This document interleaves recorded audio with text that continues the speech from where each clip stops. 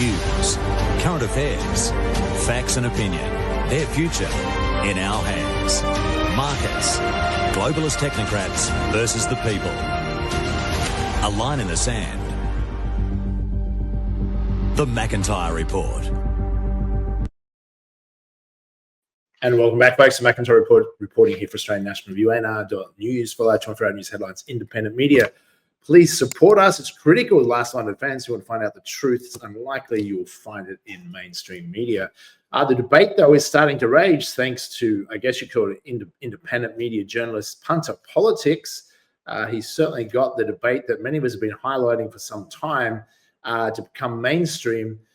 Interesting story here. ATO issues a $1,650 fine to a 97-year-old woman who had not prioritized tax obligations after her husband's death. They said, GetUp has said maybe instead of fining 97-year-olds for being late on their taxes, we could have just put a 25% tax on gas. Santos, corporate tax on it looks like $14 billion, zero. Same with Chevron, ExxonMobil. Yes, it's true. A lot of these oil and gas companies are paying very little to extract and take away our oil and gas, and often they refine it and sell it back to us in value-added products, such as Japan does, for an absolute fortune. So a lot of this is, if you look at this, other statistics, David Pocock has spoke about this as well. The offshore oil and gas companies sold 46.1 billion of Australian oil and gas. They paid 1.5 billion in petroleum resource rent tax, and most of that was from oil in the Bass Strait. We're currently getting 3.25% of the revenue from our offshore oil and gas. So the debate is suggesting that 25% export tax to take out gas like Norway does. Norway has a massive sovereign fund, which here at Australian National Review, we've advocated for many years, over a decade, even as a policy when we launched the 20th Century Australia Party as a big policy to set up a sovereign wealth fund like Norway. We're energy-rich nation, resource-rich nation. We shouldn't be paying taxes. Now, other policy we're suggesting for Australia is that there should be zero income tax. Tax our resources, you wouldn't have to be paying income tax. But a lot of these globalists and globalist companies and globalist foreign governments lobby, or basically more than lobby, control both the left and right side of politics in Australia and get away with murder, get away with stealing our resources with very little, claiming, oh, we need foreign investment. Sure, we don't need it, we'll take it, but any decision made should be made by a nationalist leader. Nationalist leaders such as China has a nationalist leader, Russia has a nationalist leader, Iran has a nationalist leader, BRIC nations, Indonesia has a nationalist leader. But we in the West, find me a nationalist leader. Does the UK have a nationalist leader? Globalist puppet. Europe, all globalist puppets, pretty much, except for Hungary. New Zealand, Australia, globalist puppets. But when you get a nationalist leader, you transform a nation. Now, Trump was meant to be a nationalist leader, MAGA, make America great again, but turned out to be, many feel betrayed by Trump because it seems to be more about MAGA, make another nation great, certainly not America. So without nationalist leaders focused on the national agenda as far as helping the people become richer, then a country won't go anywhere. In other words, BRIC-type nations are more nationalist, and where government, nationalist interests should be, and government part ownership or significant ownership in key industries should be maintained, and the government makes the money. Doesn't mean we don't want efficiency and productivity the private sector brings, but if you look at Asia, why it's dominated, it's been able to make government-owned industries or partly owned productive like the private sector. So you don't need a free market or privatization of everything to get things productive. Part of that you can work with those sort of partnerships, but what you need is effective management of resources and the tax base going back to the country to fund itself. So otherwise, they'll tax you and they'll run away scot-free with the money and use those profits to ensure you never have to pay tax. Now, Punter Politics speaks out a lot about this. He's doing a great job. Let's hear a bit more of what he's had to say. Japan makes more money on our gas than we do. Calls for the government to slap a new 25% tax on gas exports are gathering steam. The Australia Institute claims it would generate $17 billion a year. Last year, Japan collected more tax on Australian gas imports than the Australian government collected. I've got to stop there. That is the bombshell that the Australian Institute loaded into their cannon. Yes. Japan taxes our gas when they import it, to make sure that they have enough reserves and to make money out of it. So by every metric, Japan makes more money on our gas than we do. And here's the other kicker. Japan's government owns 20 to 30% of INPEX. So Japanese citizens have a bigger stake in our gas industry than we do. Wowee. You think it's bad that we give them gas for free. You think it's bad that they don't pay tax. No, it's even worse.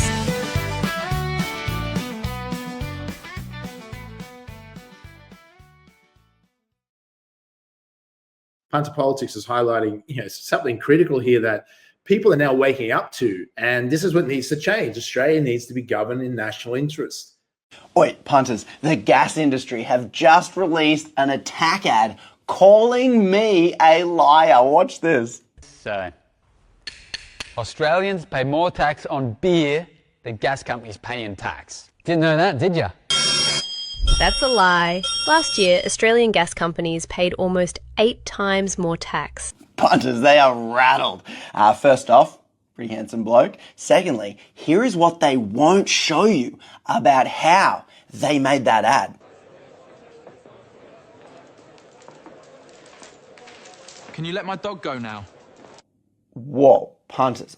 I guess they'll just do anything, including hide this stat where they get 56% of their gas for free, and this stat where their members don't pay any tax. And I guess they've started calling royalties taxes now, which, there's a word for that.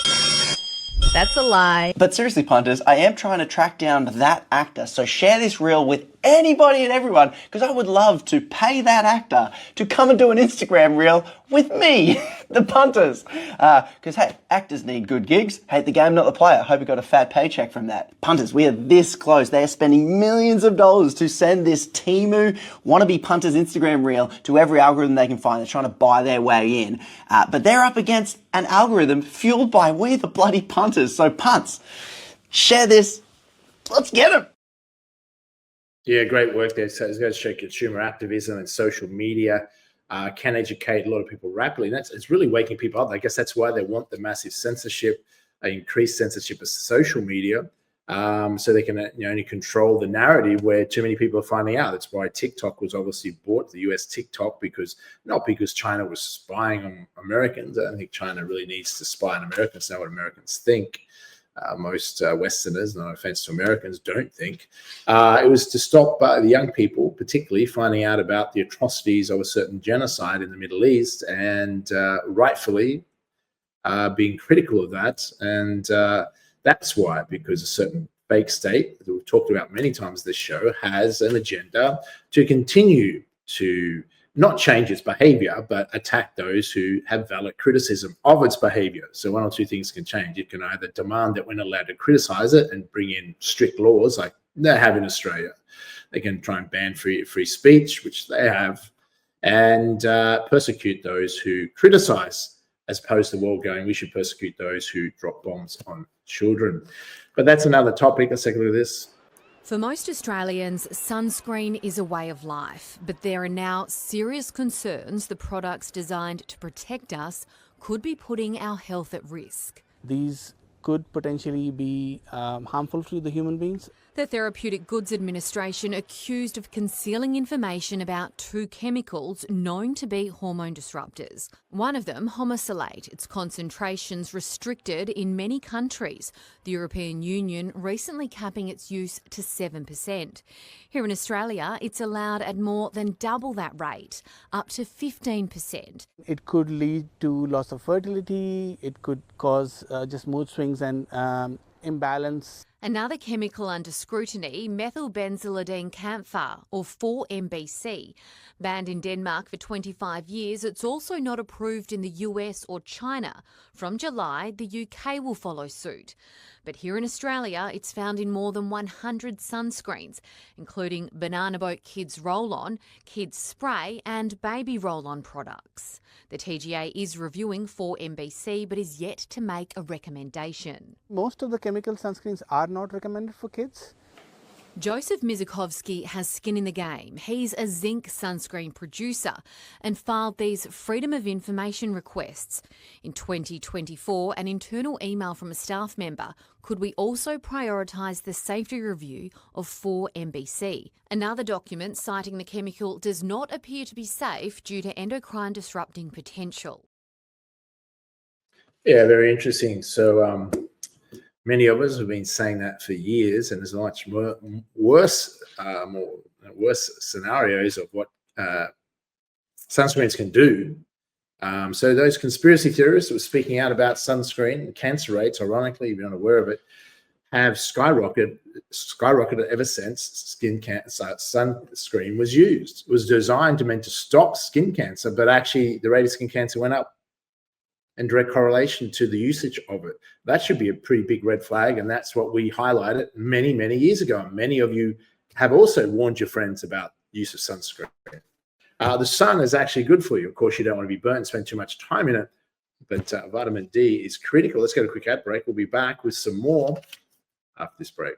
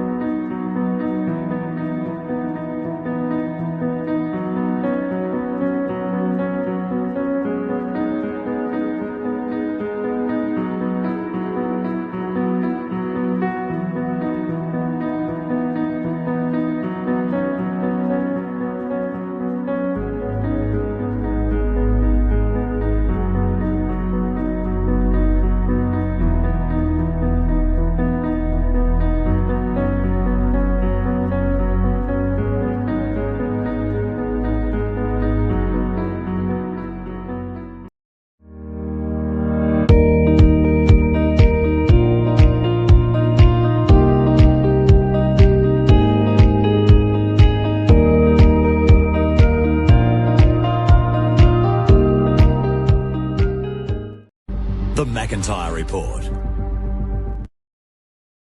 And welcome back, folks. A&R News, you can follow ANR.news, follow our 24-hour news headlines. Independent media, originally out of Australia, but in our live studio here in Indonesia.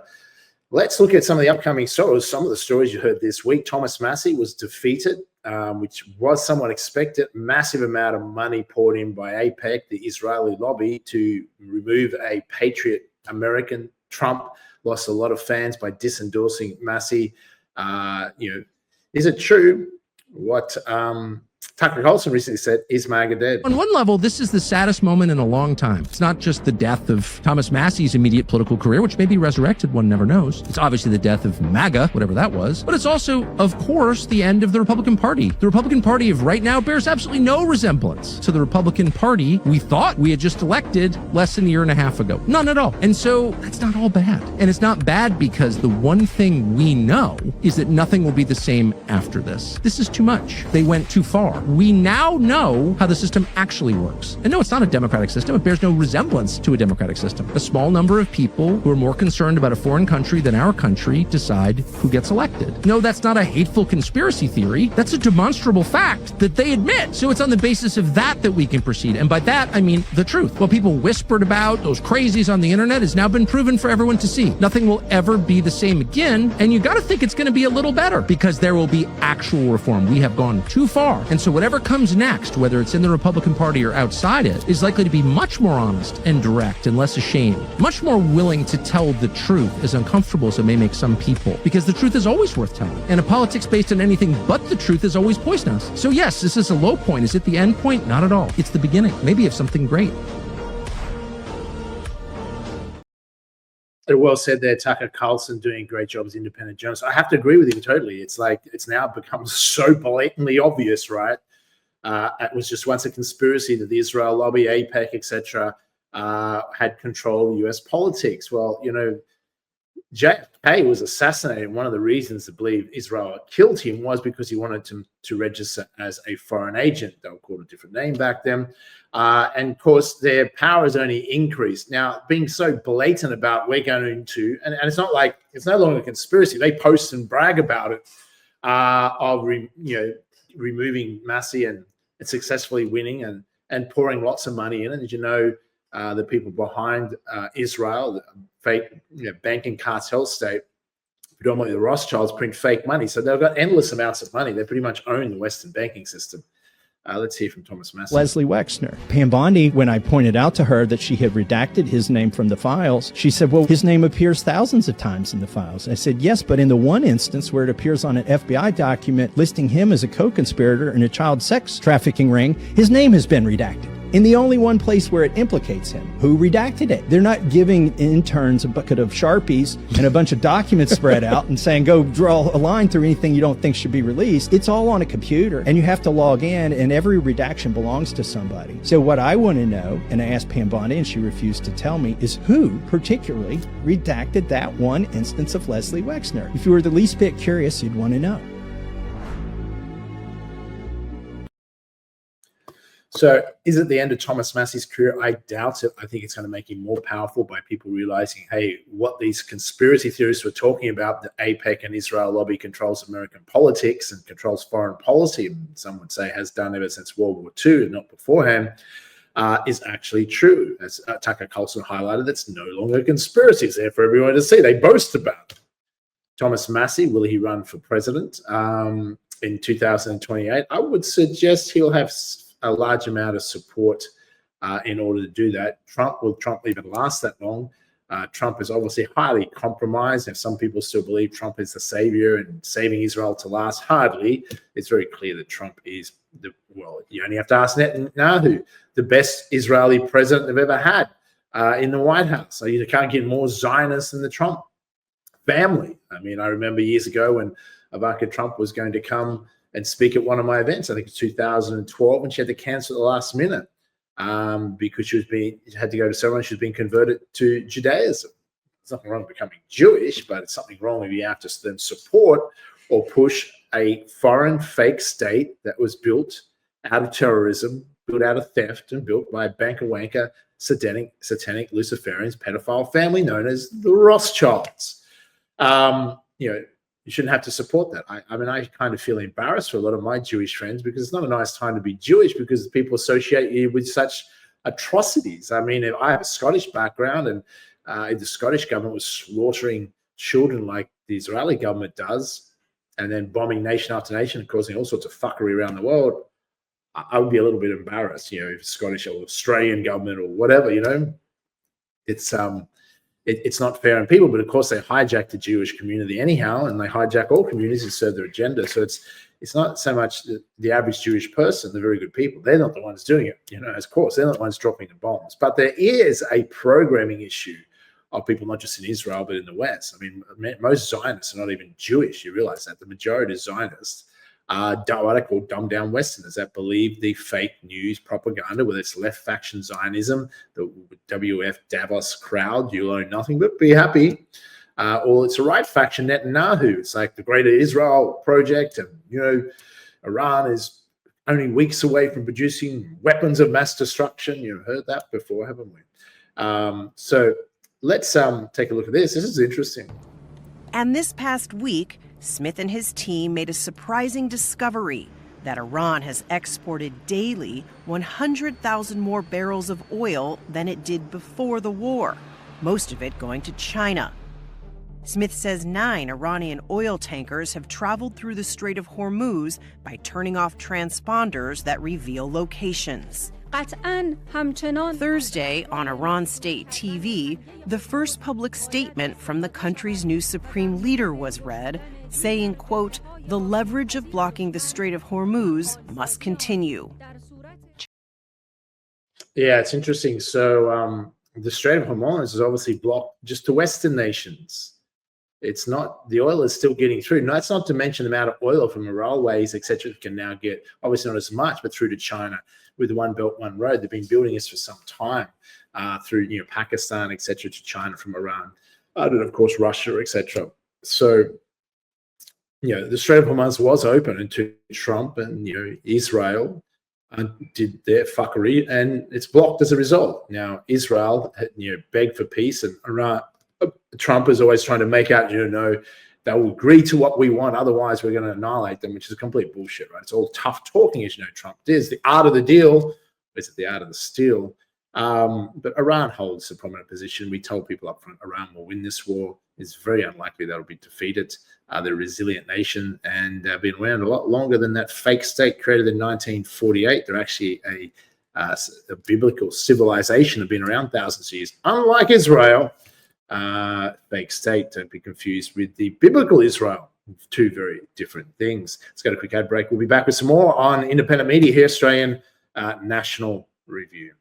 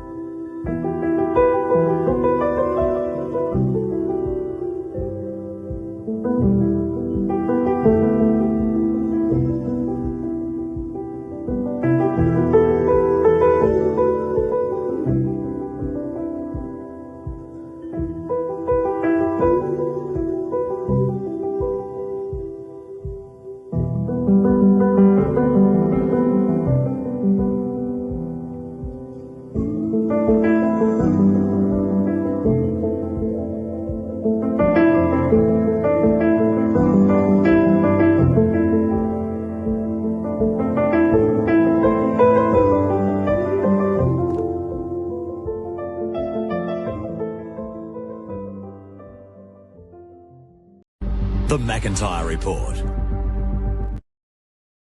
And welcome back, folks. Jamie McIntyre reporting live, Australian National Review Studios, ANR.news for our 24-hour news headlines. Well, obviously, this day and age, there's so much happening in news all the time. And of course, more and more people are seeking independent media, podcasts, a diversification, decentralization of the news, where 6 major companies are controlling most of the mainstream media now, with the rise of political commentators, independent media, where they're being cancelled. Many of us, I was cancelled. Tucker Carlson was cancelled from Fox News, and then now gone on to have a much bigger, more successful career. You've got Candace Owens, who's cancelled from Daily Wire, a Zionist, Israeli-funded propaganda machine that's now in collapse under the stewardship of Ben Shapiro, another Israeli puppet stooge. Then we see even Karl Stefanovic in Australia stepped out of the mainstream media. He's loving his new found freedom, where he can talk about topics that on Channel 9 or mainstream media he wouldn't have been able to talk about.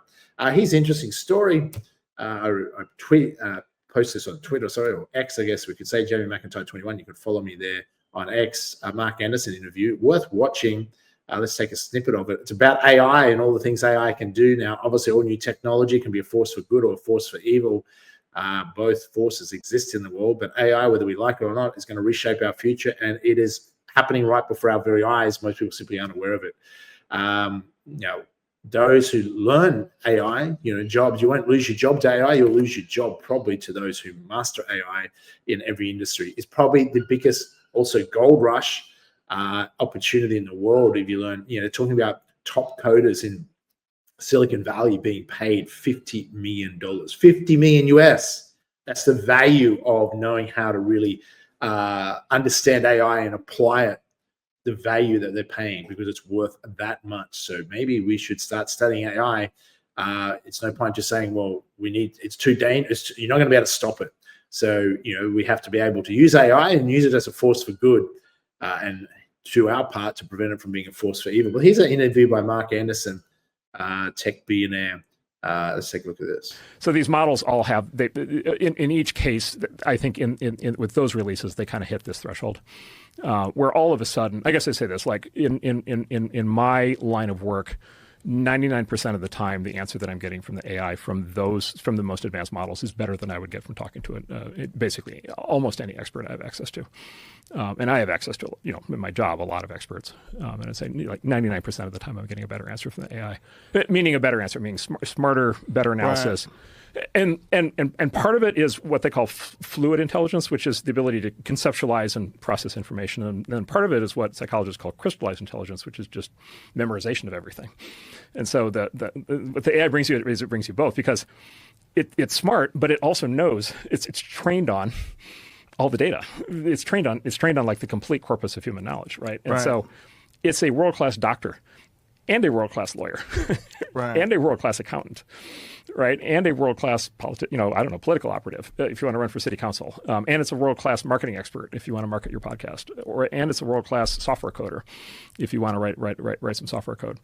And so it knows everything about all of these fields all at the same time. Yeah, so of course, Mark Anderson would know what he's talking about in regards to that. Tech billionaire. AI, I mean, we all probably use it to some degree, Chat GPT or Claude or whatever. But the question is, how do we apply it more for the benefit of humanity, the benefit of our own lives, benefit of our business, whatever you're using it for. But also if you're a young, it doesn't have to be a young person, but if you're someone that goes, how do I create a fortune? Of course, AI, you can master AI is going to be the fastest way. There'd be so many millionaires being created right now, or billionaires. But how do you go, well, rather than have a workforce of 100 people, which costs a fortune to hire and train, you can have equivalent of 100 people working for you, but they're not people, they're AI agents doing work for you. So we'll cover more on this in the Australian National Review, because I think it's critical to understand how AI will reshape our lives, the good and the bad and the ugly. Let's take a look at the cost of living in Australia, though. This is getting concerning.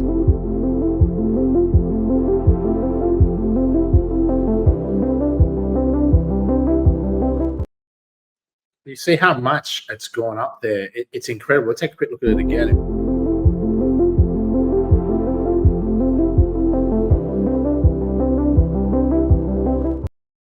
So basically, I mean, it worked out. It used to be just one parent working and have a good life in Australia. Now both parents are working. Middle class Australia is getting squeezed with both parents working.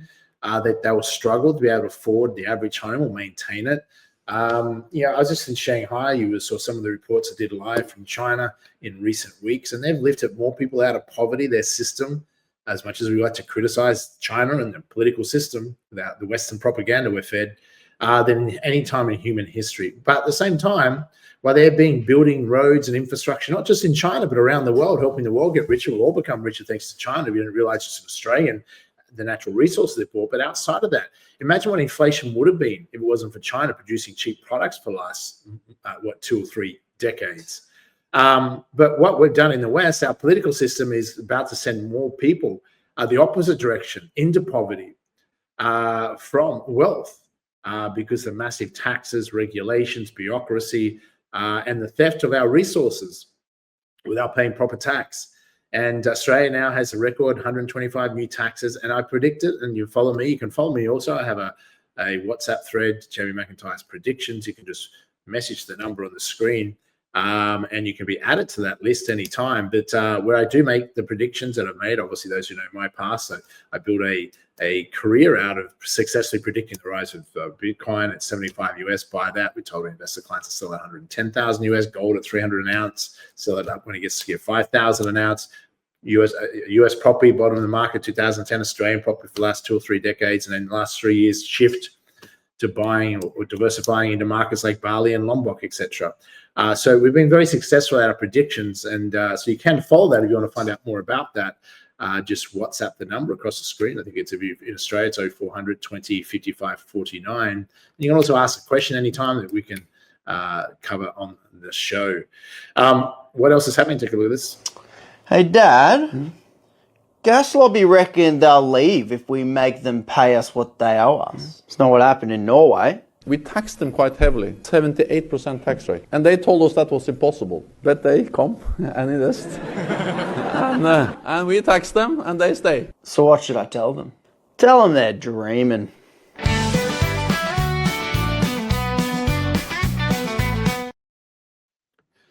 Yeah, it's true. That's the argument used in Australia. They'll leave. Well, leave. Fuck off.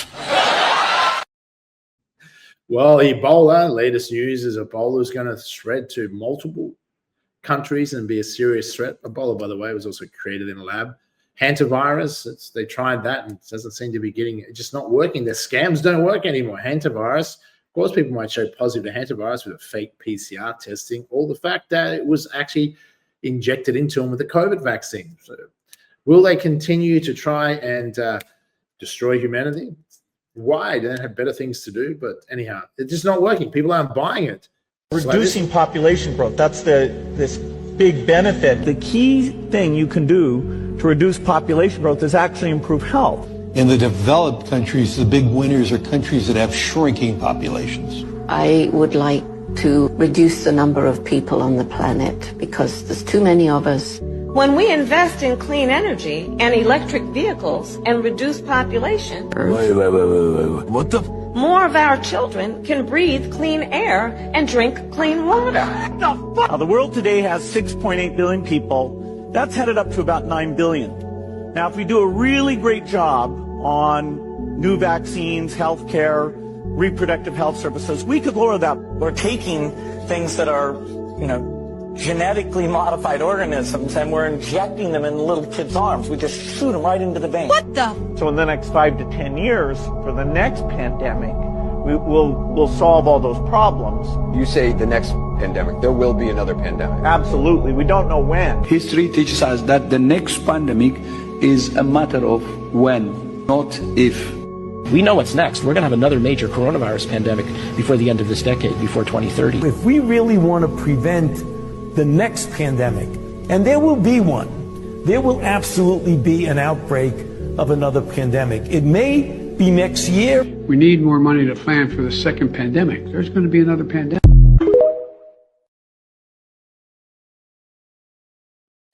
Yes, of course, there'll be another pandemic. They engineer them to sell vaccines. It's been done ever since, Dr. Fauci and Gates cut their teeth on the swine flu back in the 60s.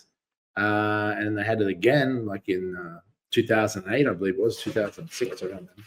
So anyhow, they will try another pandemic. They have an issue with overpopulation. Now, the other thing you can look into population is the world really overpopulated? The claim that there's 8 billion people on the planet is now being questioned. Russian data suggests that even China is not 1.3 billion. It's more likely 700 million. There's other people claiming China's population could be as low as 500 or 600 million. That many counties overstate many areas and districts to get more money. And also they're rapidly declining population, which is true. They are declining. There's less babies. Now, India is still growing a lot, but even India, some of the top mathematicians just added up the top 30 cities in India and worked out the population was something like only 300 million. And they said, well, most people live in cities. Where are all these other people to make up the extra billion?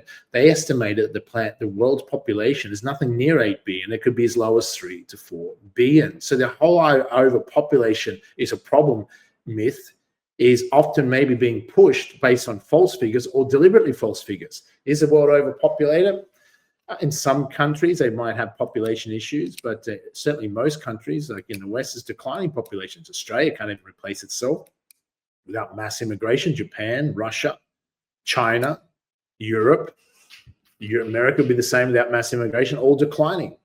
So that's something we can talk about more in the future. Here's an interesting Indonesia story. Indonesia just demanded 27 years in prison for the guy who built Gojek. And here's what they're not telling you. This man went from Brown University to Harvard, came back to Indonesia, and built a company from a call center with 20 Gojek drivers that today puts food on the table of over 3 million Indonesian families. 3 million! While the government spent years promising 19 million jobs it has never created, and now the same government wants to lock him up for 27 years. Let's talk about that. So prosecutors say that he corrupted a Chromebook procurement program, that he steered government contracts toward Google and used his ministerial power to pressure Google into investing in Gojek. The alleged state loss is around 2.1 trillion rupiah, and the total they're demanding back from him is 5.6 trillion rupiah. And if he can't pay that back, then they tack on another 9 years above the 18 years, which brings us to 27 years in prison. 3 Google executives got on the stand and testified that the investment and the Chromebooks had absolutely nothing to do with each other, and prosecutors just brush it aside. Nadim himself said after the hearing that there was no administrative violation, no corruption, no nothing, and that demanding 27 years from him makes less sense than sentences handed to people who actually corrupted. And I'll tell you why this is personal to me, because one of the programs Nadim built as a minister was Beasiswa Indonesia Maju, a scholarship sending Indonesia's best, most talented young people to Oxford, MIT, UCL, Harvard, and other top universities fully funded, and I was one of them. I made it through the selection, then the ministry changed hands, Nadim was gone, and I got dropped. Not for failing, but because of a maladministration on their end by the new ministry. I filed a complaint with the Ombudsman and waited for over 6 months without a real solution, and by the time anything moved, I was already at university in China on a different path. And I'm not telling you any of this to look for sympathy. I could look for sympathy on Google. Okay. I'm telling you because I'm pissed and I know exactly what it feels like when the government system fails you and just keeps on moving like nothing has ever happened. Nadim is living that right now, except the whole country is watching, and this entire case is tens of thousands of times bigger than mine. So the verdict comes in June, and whatever the judges decide, there are 3 million people whose lives are materially better because of what this man has built for Indonesia. There are students sitting in lecture halls in London and Boston right now, as we speak, because of a program he fought for. You cannot prosecute that out of existence, can you? Yeah, that's interesting. We don't usually cover a lot of Indonesian stories here, being Australian National Review, even though we are based in Indonesia. We will start covering more stories. We certainly don't want to get involved in domestic politics. That's not our forte or our intention, but this story, the latest update on that story is he was sentenced. He received 5 years.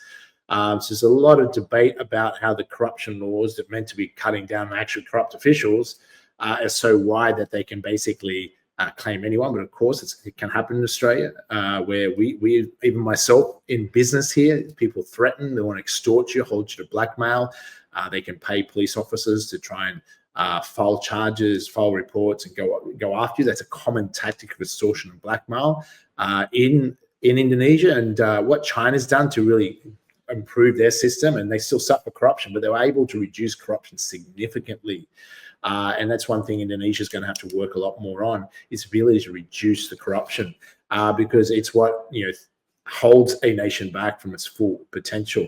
In the West, we have a lot of foreign corruption interfering and raiding our countries, where the local people are generally not so corrupt and do the right thing, but it's a foreign interest that you basically corruptly steal our resources. That's all we have for this episode, folks. We'll be back with some more next week here. Independent media, support us. ANR.news for our 24-hour news headlines.